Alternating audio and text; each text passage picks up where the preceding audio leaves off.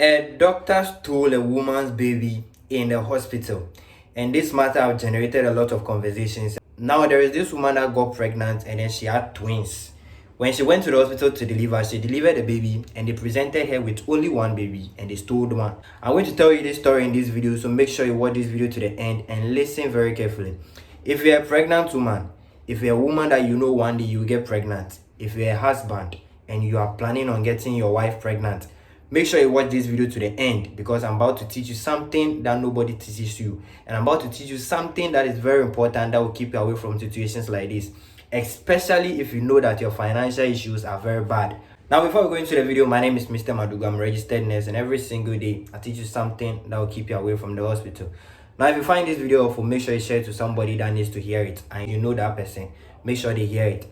Now, listen very carefully. There is this woman in Nigeria. She said in 2022 she got pregnant and then she went to the hospital to do a scan, like how we normally do to confirm if a woman is pregnant. Now, she went to the hospital, she did a scan, and then they told her that she has twins, so that's what she's going to give birth to. She did a scan the second time, did it the third time, and it's all confirmed to her that yeah, she's going to give birth to twins. But what happened was that anytime she runs the scan, they tell her that they can't give her the scan, printed copy of the scan to send home to show to the husband. So she just go home and tell the husband that yeah, she is pregnant and then she's going to give birth to twins. And that's a good news, right? That's a news that everybody will be hoping to hear. Now, what happened? Fast forward, this woman was about to give birth. The time for her to give birth was in. So what happened was that she was taken to the labor room and then she was about to deliver. But unfortunately for her, she was not able to deliver through vagina, so she can't deliver spontaneously.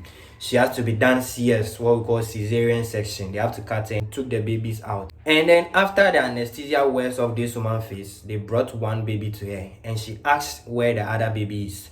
Now, according to this woman, she said that the nurse told her that the other baby is in a critical condition, so they are taking care of her. And this woman said, okay, no problem. If that is the case, can the husband come in to come and see what is happening to the baby? And according to this woman, she said the nurse told her that the husband cannot come in because they are in a critical condition, so they have to relax. Okay. So the husband came in and then the woman discussed this with the husband and they were like, okay, no problem. But the problem was the baby that they brought to them, the baby was finding it difficult to breathe. So what the man did was that the man took that baby and then sent that baby to another hospital. And then that baby was stabilized in another hospital. Now it's left with the other twin. This woman was there and then they came to tell her that the baby has scattered, meaning the baby is dead, and so she has only one baby to take home. Now, looking at the financial condition of this woman, she didn't want to stretch it because the baby that they've already given her is already in a critical condition, and then she needed money to resuscitate that one and then keep that one alive. So she accepted the fact that that baby was dead and then she went home. Now, this woman went home. 7 months later, she went to CWC, what we call Child Welfare Clinic. And then this woman met the doctor that did the cesarean section for her. This woman met that man's wife at the CWC. This woman was carrying a 7-month-old baby, just like her own. And then when she went closer to this woman, she realized that everything the baby that the woman is carrying looked exactly like her baby. And then she started thinking that, what if that is her baby? But yeah, she doesn't have any proof, so she decided to keep quiet and then move on with life. But later on, she realized that no, almost all the problems that her baby is having is the same problem that this doctor's wife baby is also having. So what she did was that she decided to go closer. Yeah, she decided to go closer more to learn more about the baby that she's carrying, to confirm that that is a twin baby. And then she did this, and she got almost all the informations. And then she realized that no, this is my baby. So, according to this woman, she said she confronted the doctor one time and asked the doctor where is her twin baby. And then the doctor told her that the twin baby is the baby that the wife is carrying. And then she wanted to collect the baby back. So because of that, she went to the police station and then filed a case. Now, according to this woman, when the man told her, or when the doctor told her that this is a baby, her wife didn't want to agree. Her wife didn't want to agree that this baby is not for her, but rather this baby is for the woman. So they went to the police station and then they filed a case so that they can collect their baby for them. So fast forward, this matter was becoming a court case and then it was becoming an up and down, up and down. And at the end of the day, they wanted to run a DNA to confirm if that is the child of the man so that they can know if that is the twin baby. But at the end of the day, they were not allowed to do the DNA. They told them that they have to wait 4 years. Yes, 4 years for the child to grow for them to be able to do the DNA. Is that right? Is it supposed to be done like that? The matter went on and on and on, and it looks like these people are losing. But this woman didn't want to leave this baby for them. Now, she said one time she was there, and one of the midwives that helped perform the surgery on her or helped deliver her baby, one of them came to her to ask her that if they give her 10 million naira, is she going to leave this baby and then everything is going to just go scot-free? This woman said no, she's not going to agree to that. She just wants her baby back. And because of the up and downs, this woman have lost a lot of property. In fact, they've sold their house to be able to perform this up and down court issue, DNA test, police station matters, and all sorts of things. But at the end of the day, still they are not able to lay their hands on the baby because it looks like the family that took their baby or the doctor's family have money and they're able to maneuver their way around. Now, my question is this the first time something like this is happening? No, but this should be the last time something like this is happening. Now, there is a Nigerian man called VDM, very dark man. This man tends to seek justice for a lot of people. And this man is the one carrying this case. And I know very well that for sure, that man is going to find justice for this woman. But there is something I need to tell you. If you're a pregnant woman or you're somebody who wants to get pregnant or you're planning on getting pregnant, listen very carefully.